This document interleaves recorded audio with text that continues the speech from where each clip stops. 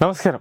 ഒരു ആവശ്യവുമില്ലാതെ ജമ്മു കാശ്മീരിലെ പഹൽഗാമിൽ 26 വിനോദസഞ്ചാരികളെ വെടിവെച്ചു കൊന്നതോടെയാണ് ഇന്ത്യയുടെ ശക്തമായ ആക്രമണം പാകിസ്ഥാനെതിരെ ഉണ്ടായത്. അതോടെ പാകിസ്ഥാന്റെ ശനിദശ തുടങ്ങി. വെറുതെ ഇരുന്ന ഇന്ത്യ കയറി പാകിസ്ഥാൻ ചൊറിഞ്ഞതോടെയാണ് പാകിസ്ഥാന്റെ തകർച്ചയ്ക്ക് തുടക്കമായത്.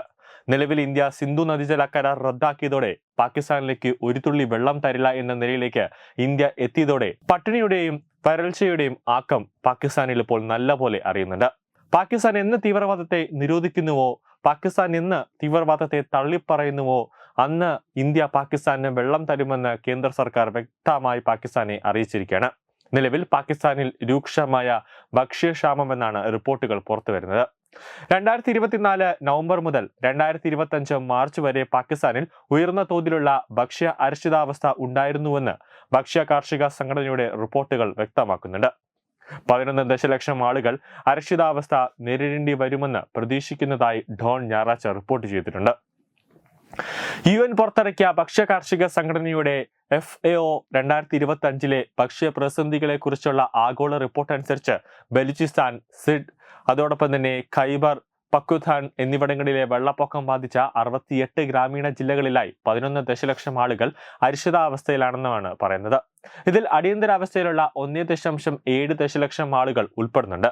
2023 നവംബറിനും 2024 ജനുവരിക്കും ഇടയിൽ 11.8 ദശലക്ഷം ആളുകൾ ഉയർന്ന തോതിലുള്ള ഭക്ഷ്യ അരക്ഷിതാവസ്ഥ നേരിടുന്നതിനാൽ 2024 പാകിസ്ഥാനിലെ ഏറ്റവും ഉയർന്ന നിരക്ക് 2023 സമാനമായി തുടർന്നുവെന്നാണ് റിപ്പോർട്ടുകൾ പരാമർശിക്കുന്നത്. 2018 2024 തുടക്കത്തിനുമിടയിൽ ബലൂചിസ്ഥാൻ, സിഡ് എന്നിവിടങ്ങളിലെ ജനങ്ങൾ ഉയർന്ന തോതിലുള്ള കടുത്ത പോഷകാഹാരക്കുറവും അനുഭവിച്ചതായും ആഗോളതലത്തിൽ കടുത്ത പോഷകാഹാരക്കുറവ് വ്യാപനം മൂലം 10% കൂടുതലാണെന്നും ചില ജില്ലകളിൽ 30% കൂടുതലാണെന്നും റിപ്പോർട്ടുകൾ ഉദ്ധരിച്ച് ദേശീയ വാർത്താ ഏജൻസികൾ റിപ്പോർട്ട് ചെയ്യുന്നുണ്ട്.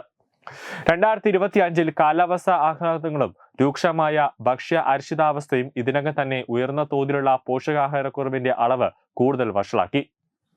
FAO റിപ്പോർട്ട് അനുസരിച്ച് ശീതകാല സീസണിൽ ബലൂചിസ്ഥാൻ, അതോടൊപ്പം തന്നെ ഖൈബർ പക്തുൻഖ്വ, സിഡ് എന്നിവിടങ്ങളിലെ 43 ഗ്രാമീണ ജില്ലകളിലായി 11.8 ദശലക്ഷം ആളുകൾ കടുത്ത ഭക്ഷ്യക്ഷാമം നേരിടുന്നുവെന്നാണ് പറയുന്നത്.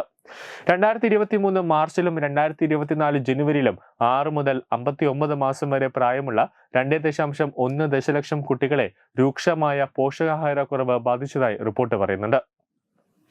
ഗർഭിണികളും അതോടൊപ്പം തന്നെ മുലയൂട്ടുന്ന സ്ത്രീകളും പോഷകാഹാരക്കുറവ് വളരെ കൂടുതലാണെന്നും സിഡ്, അതോടൊപ്പം തന്നെ ഖൈബർ എന്നിവിടങ്ങളിൽ കുറഞ്ഞ ഭാരത്തോടെ ജനിക്കുന്ന കുട്ടികളുടെ എണ്ണവും കൂടുതലാണെന്ന് റിപ്പോർട്ടുകളുണ്ട്. പാകിസ്ഥാൻ കടുത്ത സാമ്പത്തിക പ്രതിസന്ധിയിൽ നിന്നും കരകയറാനാവാതെ കഷ്ടപ്പെടുമ്പോൾ രാജ്യത്തെ സൈന്യവും കടുത്ത പ്രതിസന്ധി അഭിമുഖീകരിക്കുന്നതായാണ് പാകിസ്ഥാനിലെ മാധ്യമങ്ങൾ റിപ്പോർട്ട് ചെയ്യുന്നത്. സൈനികർക്ക് ദിവസം 2 നേരം ശരിയായ രീതിയിൽ ഭക്ഷണം നൽകാൻ കഴിയുന്നില്ല എന്ന ഗുരുതരമായ സാഹചര്യമാണ് പാകിസ്ഥാനിലുള്ളതെന്നാണ് മാധ്യമങ്ങൾ റിപ്പോർട്ട് ചെയ്യുന്നത്. സൈന്യത്തിനായുള്ള പ്രത്യേക ഫണ്ടുകൾ വെട്ടിക്കുറച്ചതിനെ തുടർന്നാണിത് കാരണം. ആ ഫണ്ടുകളെല്ലാം തന്നെ നേരെ എത്തുന്നത് തീവ്രവാദികളുടെ അക്കൗണ്ടിലാണ്. കടുത്ത സാമ്പത്തിക തകർച്ചയിൽ പാകിസ്ഥാൻ മറ്റൊരു ശ്രീലങ്ക ആകുമെന്ന കാര്യത്തിൽ യാതൊരു സംശയവുമില്ല. ന്യൂസ് ഡെസ്ക് തത്വമൈ ന്യൂസ്.